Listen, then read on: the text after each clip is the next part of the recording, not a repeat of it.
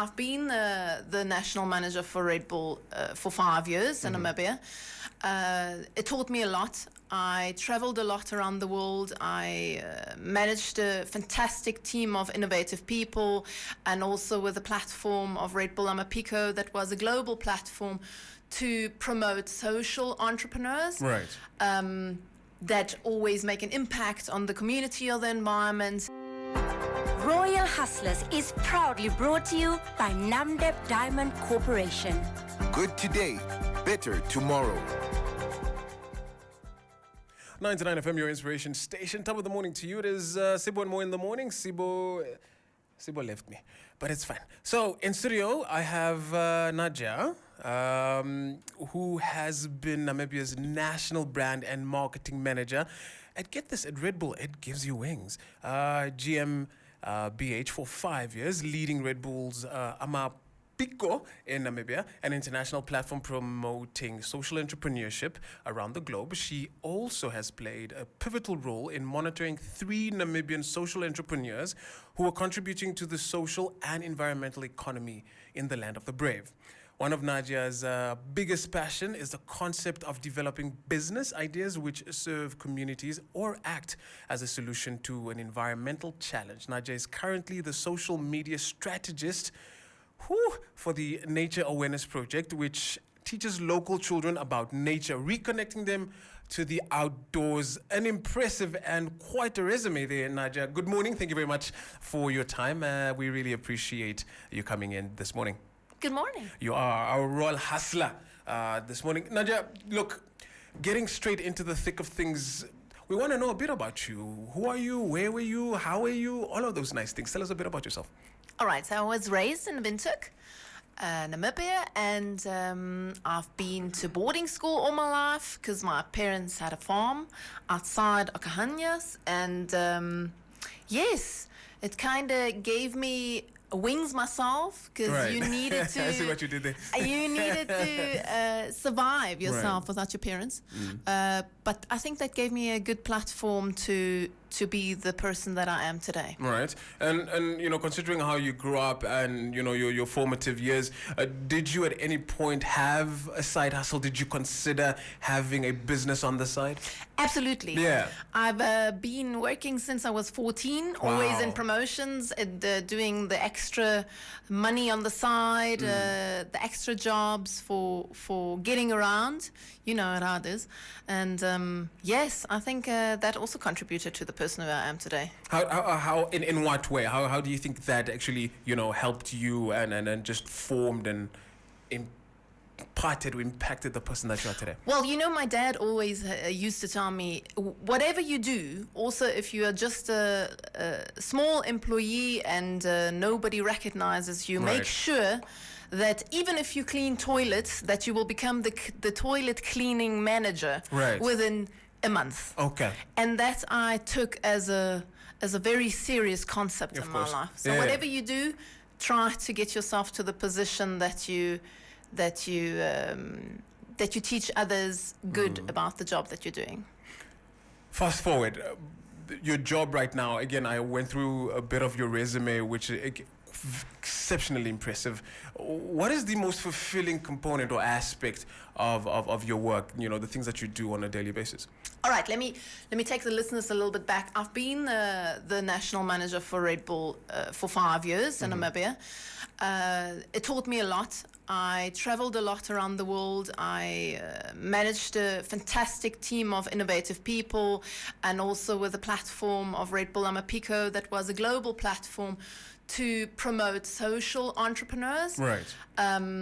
That always make an impact on the community or the environment. That kind of flared up the passion inside of me, and I really, when I stepped out of Red Bull, because I had babies and I became a mother, I was I'm very grateful to have worked for such an incredible brand, and I'm still a huge fan of Red Bull, and I still drink my Red Bull every day. As a mother, you definitely need that. Yes, I would say whatever happens to you in life at a certain stage, and sometimes we don't come across why does this happen to me right now. Sometimes you only reflect later, a couple of years later, and then you look back and say, I understand now.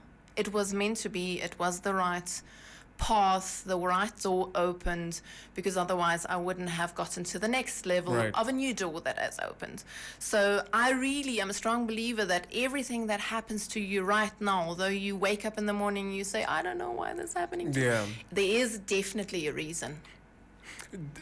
One of the projects that you are busy with is the Nature Awareness Project.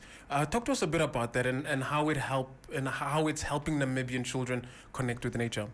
All right, so the project started with hunter support education, where the hunting industry in Namibia is still a lucrative and feasible industry, very, very clean industry. I myself grew up in the bush. Right. My parents had a hunting farm, so you always connected a little bit of in the bush, and we realized that children these days don't have that anymore. They think the milk comes from Pick and Pay. Right. The meat comes from Spar. Right. And this needs to change. Yeah. Why do our children, even if we grow up very little in the village, but the moment we come to the hub, and Windhoek is not even compared to a huge city, but still we feel that a lot of kids, and we get the experience that a lot of kids don't know what nature is about.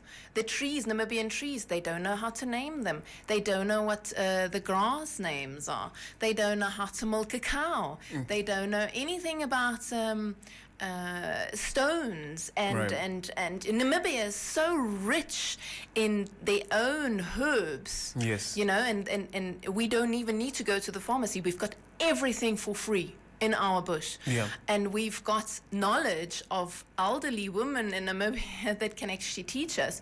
And this is where we have started to produce videos, and I've helped them with social media to bring the message out there and say, guys, please get step one part back, and let's reconnect children to nature. So what we do is we connect to the schools. We contact the schools, and they send us some pupils between 15 and 20 pupils, an age range of 10 to 14, like the real teenage where your identity is formed and you're not actually in the mood to go out to nature and learn about the boring stuff. This is where we need to change you. And then we take them out to local farms, and we really have a nature coach, an experience coach, that takes them an entire day out and really teach them about everything they need to know about nature. That is brilliant. I wish I could participate. Let's pivot back to you. I mean, specifically to you. You have a long list of roles right now. How do you find the time to flourish and just be on top of your game with everything that you're busy with? Well, my life is quite extraordinary, I would say. In the morning, I fulfill all the duties that I'm supposed to do on the social media side, on the marketing side. I'm doing a lot of marketing for local manufacturers, and this is another passion that I believe in. We can only contribute to the Namibia's economy if we manufacture locally. So this has to be really increased. And that I'm doing in the morning. And in the afternoon, I switch off my phone and I'm completely there for my kids. And when they go to bed at night, then I take out my laptop again and I'm doing all the social media strategies for the companies that we're doing. One of your biggest passions is the sustainable impact of entrepreneurship. Just briefly, because time constraints, how can startups build brands that follow this particular route? All right, so there are a lot of programs at the moment happening in Namibia. I can maybe just elaborate on a few. UNICEF, for example, is involved in a huge one, the GIZ. And social entrepreneurship, for those that don't understand the concept, it's not just coming up with an idea of designing a new phone, right? So social entrepreneurship is really seeing and identifying a challenge in the community and saying, okay, we've got a challenge or in the environment, and then finding a solution to it and making and starting a business out of that. And this is how we not only change and improve our communities these days, it's also it's a new lifestyle of making business, because you always have that good heart feeling of contributing something to the world. Yes. And trying to establish and building something for your children at the end of the day. And I think a lot of people always ask me, so what can I do to improve Namibia? What can I do to that I can also say I've did something for my country? And I always answer, you need to try and build something and make a business out of something that definitely is still there in 20 years' time. So it needs to be sustainable. And if you create a platform now for your children, then your children will have the benefit in 20 years. Nadja, thank you so much. Your very, very inspirational story there, and we really appreciate the nuggets of gold that you dropped for our listeners. Thank you. That was, Thank you so much for having me. Nadja, who's a social media strategist. She's also a mother, a farmer, and a bush lady sometimes, and just an all-round inspiration and a woman that's just doing the most. Thank you so much again. That was our Royal Hustler for this morning. Royal Hustlers was proudly brought to you by Namdeb Diamond Corporation. Good today, better tomorrow.